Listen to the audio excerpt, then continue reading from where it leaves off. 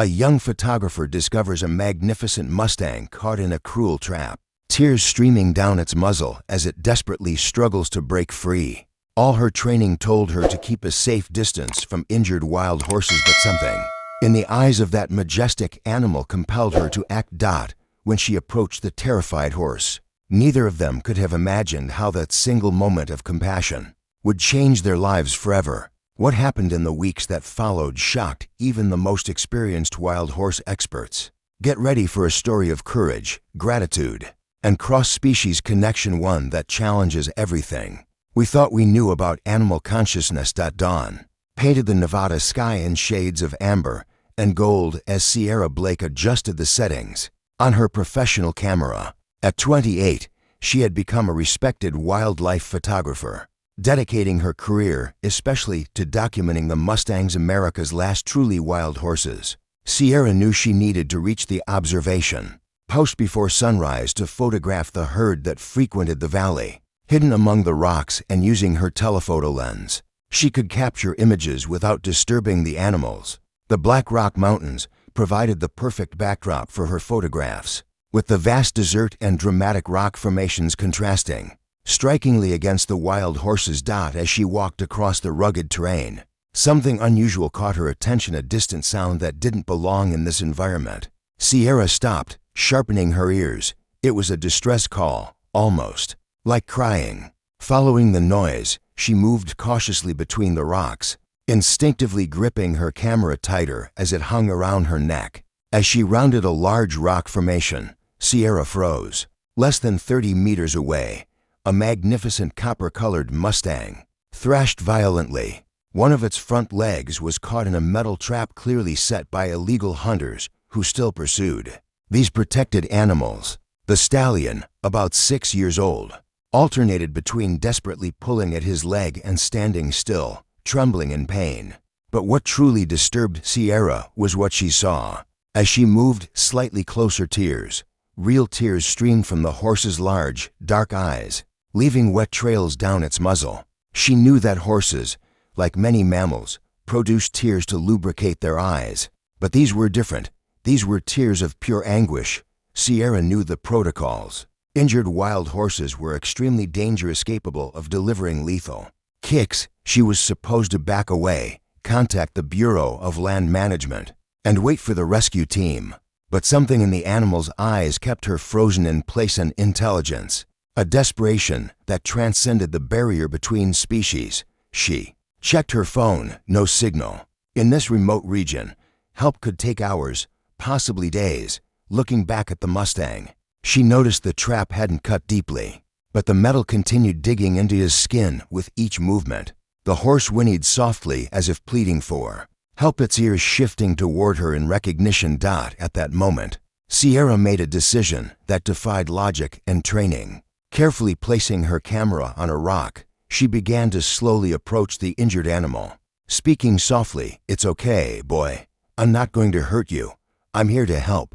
The copper-colored Mustang watched Sierra with a mixture of fear and distrust. His powerful body trembled, muscles tense, ready to attack or flee. Sierra knew she was risking her life. A single kick from that powerful animal could be fatal.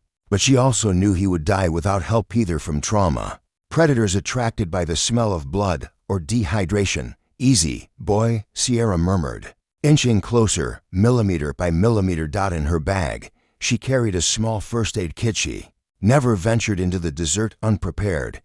She also had a canteen of water and a few protein bars. It wasn't much, but it would have to do. The stallion whinnied again, softer now, almost a moan.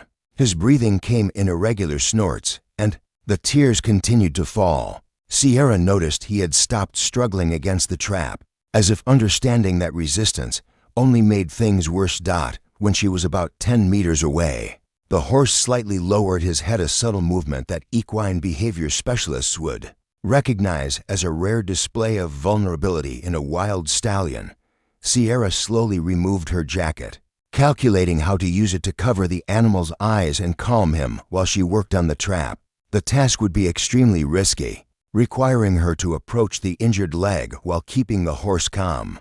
"I'm going to help you get out of this," she whispered, more to calm herself than the animal.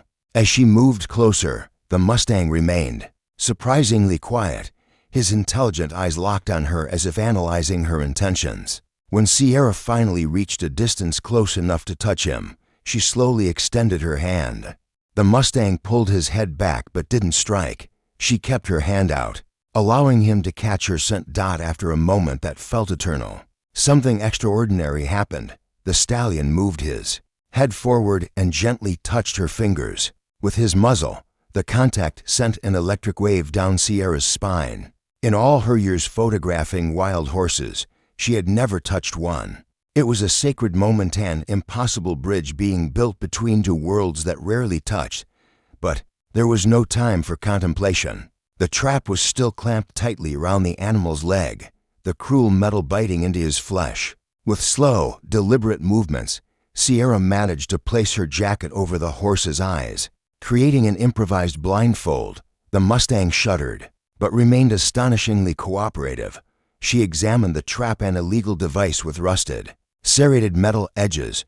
She would need all her strength to pry it open and release his leg. "This is going to hurt a little more before it gets better," she whispered, positioning herself.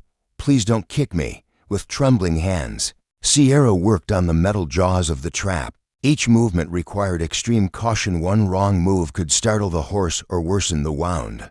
The Mustang trembled under her touch but, miraculously, stayed still. She could feel his heart pounding through his warm skin, a rhythm of fear and hope. The rusted trap made the task even harder. Bracing one foot against the base, Sierra pulled the release lever with all her strength. The metal creaked in protest, opening millimeter by painful millimeter. The Mustang shook violently as the pressure began to ease, a muffled whinny escaping his throat. "Almost there," Sierra encouraged, sweat dripping down her face despite the cool morning air. With one last desperate effort, she managed to open the trap wide enough. "Now take your leg out," she instructed, as if the animal could understand her. Amazingly, the horse did seem to understand. As soon as he felt the pressure lessen, he pulled his leg free from the cruel device. Sierra kept the trap open until he was completely out, then let it snap shut with a final metallic clang. Freed from the trap, the Mustang remained still, not fleeing as would be expected from a wild animal. Sierra carefully removed the jacket from his eyes, bracing herself for an attack or a sudden flight. But the stallion only looked at her, then at his injured leg and back again. The wound wasn't as deep as Sierra had initially feared, but it was still concerning. Taking her canteen, she poured clean water over the wound to wash away the blood and dirt. The horse flinched but didn't pull away. Next, she applied an antibiotic spray from her first aid kit, something she carried for minor hiking injuries. Never imagining she'd use it on a wild Mustang. "This will prevent infection," she said, her voice calm and steady, the same tone that had seemed to reassure him all along. "You need to keep this clean, understand?" Throughout the treatment, the Mustang watched her every move with intense concentration, as if memorizing her actions. When she finished, Sierra stepped back, expecting the horse to bolt to rejoin his band somewhere out on the vast plains. But he didn't flee. Instead, he tested his injured leg, still limping but clearly relieved. Then, to Sierra's complete astonishment, he took a step toward her, not in threat, but in what seemed like a gesture of gratitude. "You're free now," she said softly, gesturing toward the open land. "Go find your family." Sierra remained at the same location for another hour, watching the copper-colored Mustang slowly make its way across the landscape. He looked back repeatedly, as if reluctant to leave her, before finally disappearing behind a distant hill. She was exhausted but strangely elated. In all her years documenting wildlife, she had never experienced such a profound connection with an animal. Gathering her equipment, Sierra headed back to her Jeep, parked a few kilometers away. Her original plan to photograph the wild horse band had been completely forgotten, replaced by a much more meaningful experience. Before leaving, she used her camera to document the illegal trap, intending to report it to the authorities. In the weeks that followed, Sierra returned to the area several times, hoping to spot the copper Mustang and check on his recovery. But the animal seemed to have vanished. She photographed other bands of wild horses, capturing stunning images that would later be published in Nature magazines. Still, her thoughts kept drifting back to that unique moment of cross-species connection. A month after the rescue, Sierra was preparing breakfast in her small house on the outskirts of Carson City when a distinctive whinny broke the morning silence. Thinking she was imagining it, she continued her routine. Then the sound came again, louder and more insistent. Intrigued, Sierra walked to the kitchen window and nearly dropped her coffee mug. There, standing at the entrance to her property, was the copper-colored Mustang. It was unmistakably him, the same majestic presence, the same shimmering copper coat, now gleaming healthy in the morning light. But he wasn't alone. Beside him stood a bay mare and a young foal, his family. Sierra stepped slowly into the yard, hardly able to believe what she was seeing. Wild horses rarely approach human settlements, and they never voluntarily visited homes. Keeping a respectful distance, she observed the stallion with quiet admiration. His leg had fully healed, with no sign of limping. "You made it," she murmured with a smile. "You're completely recovered." What happened next left her breathless. The Mustang whinnied softly and took a step forward, separating himself from his family. Then, to Sierra's complete amazement, the powerful stallion lowered his head in a deliberate motion, almost like a bow. It was a gesture equine behavior specialists would recognize as extremely rare, a sign of deep respect. Sierra stood frozen, tears forming in her eyes. The Mustang held the position for several seconds before raising his head again, his dark eyes locking with hers in a moment of mutual recognition, one that transcended the boundaries between species. "You came back to thank me," she whispered, her voice trembling with emotion. What Sierra couldn't have imagined was that this visit would only be the beginning. 3 days later, the copper-colored Mustang returned, this time alone.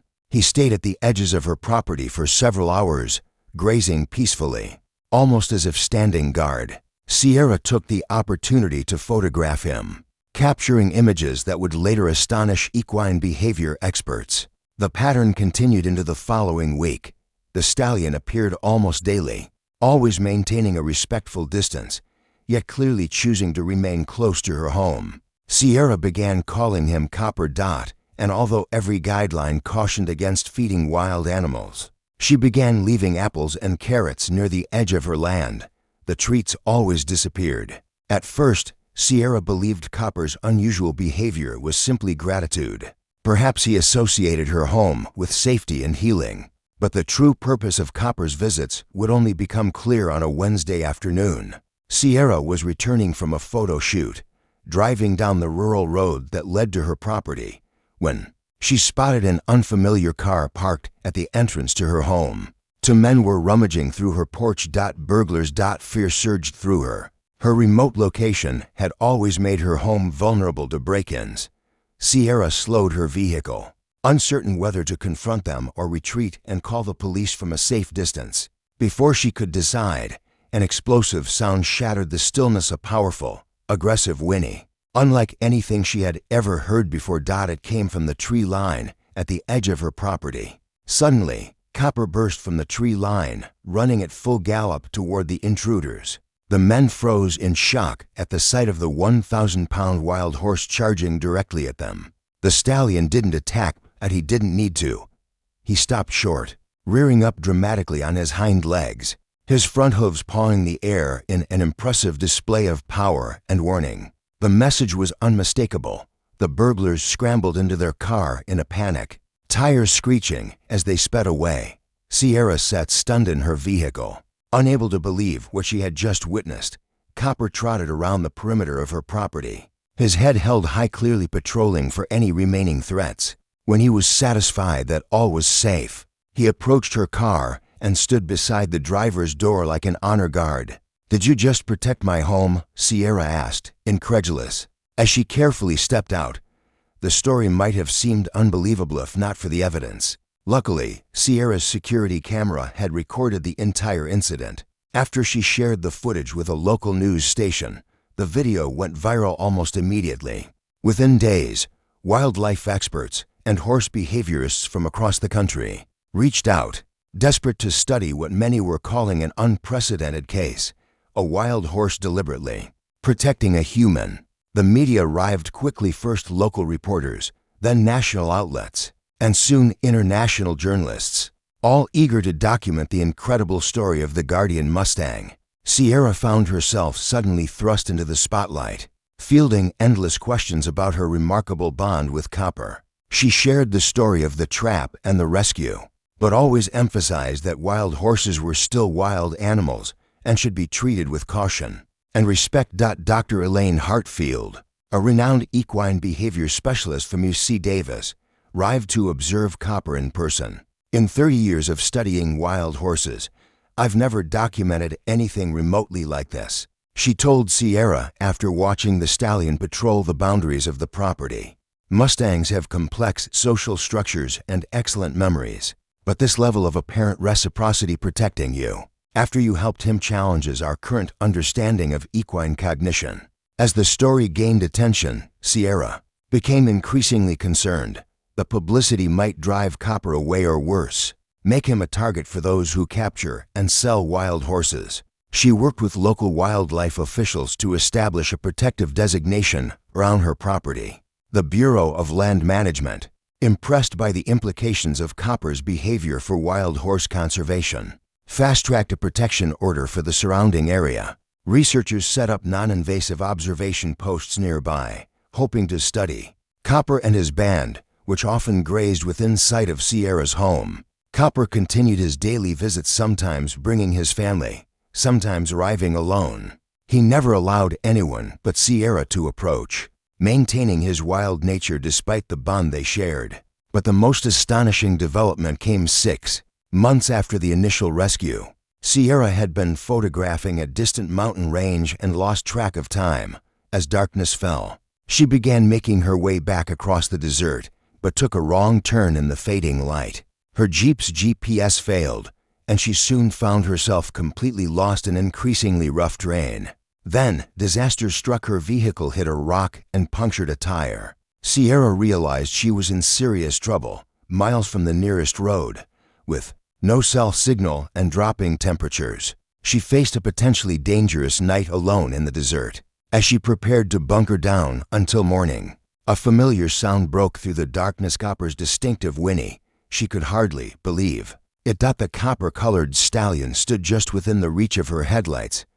How had he found her? She was miles from home, in a direction she'd never taken before. Copper approached her disabled vehicle, clearly agitated. He pawed the ground and looked back the way he had come. The message was unmistakable. "Follow me." Grabbing her emergency pack and flashlight, Sierra made the decision to trust the Mustang.